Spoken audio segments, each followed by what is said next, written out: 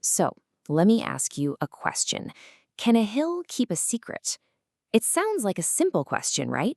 But what if we're not just talking about any old hill? What if it's more than just dirt and rock? What if it was a sentinel guarding something ancient? And that's exactly what we're diving into today. This is a story where faith, folklore, and even geology all smash together, and they leave behind this mystery that honestly still hangs around to this day. We're talking about the secrets of the Stone Sentinel. All right, so let's set the scene. It's 1877, and we're in the Sanpete Valley in Utah. You can just imagine it, right? The air is thick with the smell of sagebrush, and there's this electric feeling in the air, a feeling that a prophecy is about to come true. See, a group of pioneer settlers are there for one reason, to build a temple. But as their pickaxes start hitting the ground, well, it's like the earth itself started whispering back. So, to really get what happens next, you gotta understand why these folks were out there to begin with. This wasn't just some run-of-the-mill construction project. No way. For them, this was the fulfillment of a divine destiny. I want you to picture this. You've got Brigham Young, the leader of the Mormon pioneers, standing on this rugged cliff.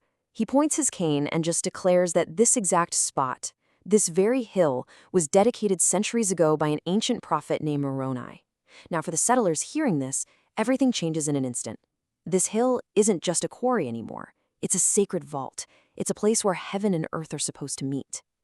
And get this, the stone itself just added to the whole mystique. The hill was made of something called oolite, which is basically a kind of miracle rock. When they quarried it, it was soft enough that you could carve it with a saw. But the moment it was exposed to the air, it hardened into a finish like marble. I mean, how cool is that? This almost magical quality just poured fuel on the fire of their belief that this place was special. And the work? Man, it was grueling. Just imagine hundreds of men chipping away at this rock day in and day out. The air is just filled with this constant clink-clink of chisels, and plumes of this fine white dust are coating everything, making the workers look like ghosts. It's actually been described as an atmosphere of realistic mysticism.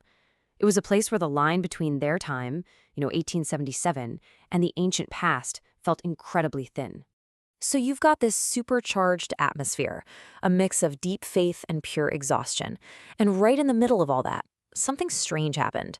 It was like the hill decided, okay, it's time to share one of my secrets. And it all started with a single, simple motion. You've got a group of stonemasons working away under that hot Utah sun. One of them swings his pickaxe, and it hits the rock face. But the sound? It was wrong. It wasn't the dull thud you'd expect from solid stone, and it didn't really ring hollow either, not like a small cave or a little cavity. No, the only way to describe it is it sighed. A breath of cool, stale air just puffed out from a brand new crack in the rock, and it carried this scent of dry earth and something kind of metallic. It was like the hill itself was exhaling.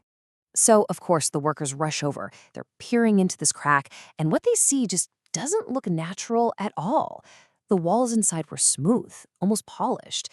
The story goes that one of the guys was so awestruck he just whispered, "It looks like a king's hallway." Now, for these men who were totally steeped in the stories of ancient civilizations, there was really only one possible explanation. They had found a sacred hidden passage. And right here, this is where the story goes from a construction project to something else entirely. This is where it becomes a legend, a kind of supernatural thriller. Okay, so the most persistent version of the tale goes something like this. Later that night, 3 of the men just can't resist. They grab their oil lanterns and head back. They crawl inside the fissure and find a whole series of rooms. Some are apparently filled with ancient weapons, others have these big stone tables. But as they go deeper, this feeling of great heaviness just comes over them and they totally freak out and flee in terror. But here's the crucial part. The next morning, they come back with a bigger group, more light, ready to do our proper exploration. And the entrance was gone. I don't mean it was filled in with dirt or collapsed. It had just vanished. The rock face was completely solid, seamless and cold. It was as if the crack had never even been there. The hill, it seems, had retracted its secret. So what in the world really happened up on that hill? And that's the big question, right? It forces us to walk this really thin line between what could be a miracle and what could be a massive misunderstanding. As you can imagine, two camps formed pretty quickly. On one side, you had the believers. They saw it as a divine sealing, basically proof that the treasures were real, but maybe the world just wasn't ready for them yet. Then you had the skeptics, and their explanation was, let's say, a little more down to earth. They figured it was a combination of sun-baked exhaustion, overactive imaginations, and hey, maybe a little too much moonshine after a hard day's work. And this right here just perfectly illustrates the tension on the ground. I mean, somebody actually wrote, Brother Sorensen dropped his hammer into a Nephite portal. Then the portal closed. We're waiting for the spirit to move the rock back. Can you just imagine being the foreman on that project? You're trying to keep this massive construction site on schedule, and your crew is telling you that magic portals are swallowing their tools. It's this perfect, almost hilarious clash between gritty reality and this powerful mystical belief. Okay, but were there any actual real-world explanations for all this? Well, yeah, for sure. For starters, the temple is famous for these incredible spiral staircases that were built with no central support column. If you saw these things that seem to defy gravity, it's not a huge leap to start thinking the whole hill might be hollow.